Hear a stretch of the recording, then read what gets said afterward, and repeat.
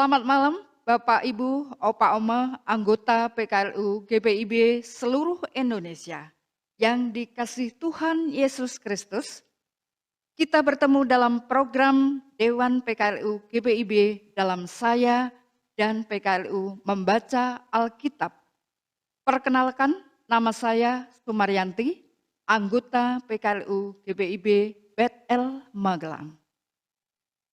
Sebelum membaca firman Tuhan dan renungan sesuai SBU, Jumat malam 26 November 2021, mari kita naikkan doa, mohon bimbingan Roh Kudus. Allah Bapa yang Maha Baik bersemayam di kerajaan surga, terima kasih atas segala berkat karunia yang tercurah di dalam hidup. Boleh Roh Kudus tuntun dalam pembacaan firman Tuhan dan renungan sesuai SBU malam ini dari awal sampai akhir dengan sehat dan lancar dalam lindungan-Mu. Terima kasih waktu yang Tuhan berikan untuk membaca, mendengar, dan melakukan dalam kehidupan sehari-hari. Segalanya kami serahkan dalam nama Tuhan Yesus Kristus, Juru Selamat. Amin. Bapak, Ibu, Opa, Oma, anggota PKLU yang dikasihi Tuhan, malam ini kita baca firman Tuhan yang terambil dari Kisah Para Rasul 16, ayat 27 sampai dengan 31. Ketika kepala penjara itu terjaga dari tidurnya dan melihat pintu-pintu penjara terbuka, ia menghunus pedangnya hendak membunuh diri karena ia menyangka bahwa orang-orang hukuman itu telah melarikan diri. Tetapi Paulus berseru dengan suara nyaring, katanya, "Jangan celakakan dirimu, sebab kami semuanya masih ada di sini." Kepala penjara itu menyuruh membawa suluh, lalu berlari masuk, dan dengan gemetar tersungkurlah ia di depan Paulus dan Silas.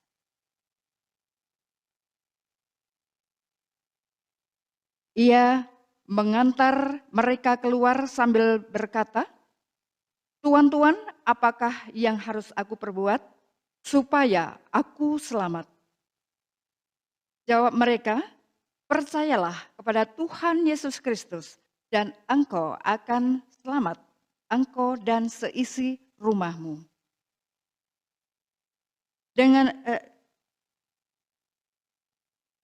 Demikian pembacaan sebagian firman Tuhan yang terambil dari Keluaran 16 ayat 27 sampai dengan 31.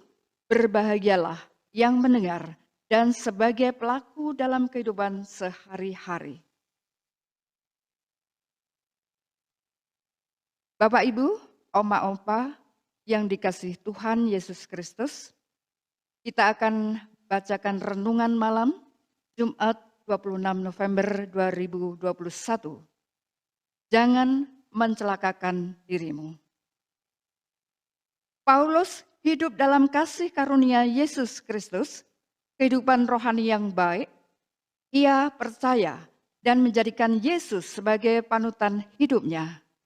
Nampak ketika ia dipukul, dipenjara karena Injil Kristus.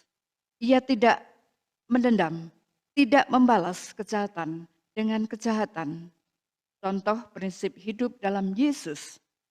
Ia nyatakan dalam etika pergaulan begini, "Janganlah kamu kalah terhadap kejahatan, tapi kalahkan kejahatan dengan kebaikan."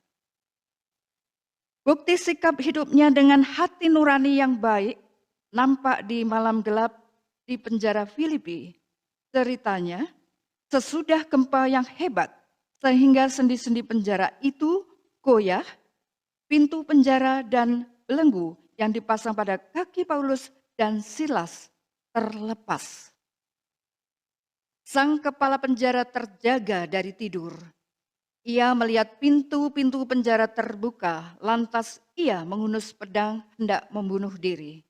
Tetapi Paulus berseru dengan nyaring, "Jangan celakakan dirimu, kami semua ada di sini dengan suluh yang dibawa penjaga kepala penjara hendak membuktikan kebenaran kata-kata itu.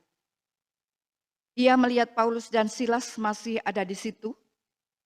Ia berlari, masuk dan gemetar tersungkur di depan mereka berdua. Kepala penjara sadar tahanan ini memiliki kuasa dan jiwa yang baik. Juga ia mengerti kebenaran ucapan perempuan yang mempunyai roh tenung. Orang-orang ini adalah hamba Allah yang maha tinggi. Barangkali berita itu ia dengar juga dari penguasa dan pembesar kota yang melemparkan mereka ke dalam penjara.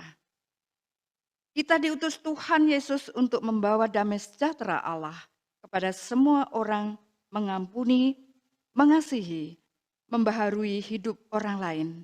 Itulah jati diri kita di dalam Tuhan. Sekalipun sesama menyakiti kita, atau kebiasaan sesama dalam pergaulan yang senang menghakimi orang lain, patutlah kita berkata kepadanya seperti yang Rasul Paulus ucap. Jangan celakakan dirimu dalam misi Tuhan yang kita emban. Ingatlah bahwa Allah memakai kita untuk menyelamatkan orang lain.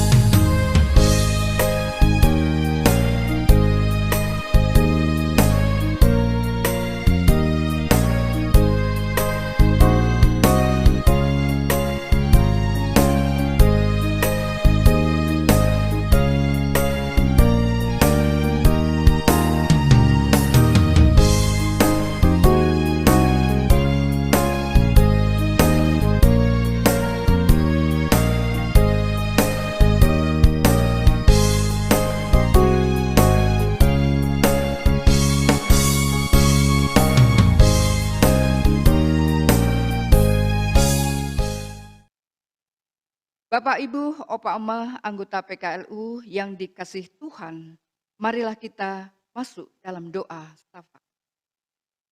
Allah Bapa, sumber kekuatan hidup yang kami sapa dalam nama Tuhan Yesus Kristus, kami datang di hadirat-Mu malam ini tersungkur di kaki-Mu.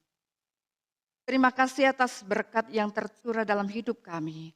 Di malam yang begitu indah ini telah berikan waktu untuk menyatu dalam program Dewan PKLU, saya dan PKLU membaca Alkitab.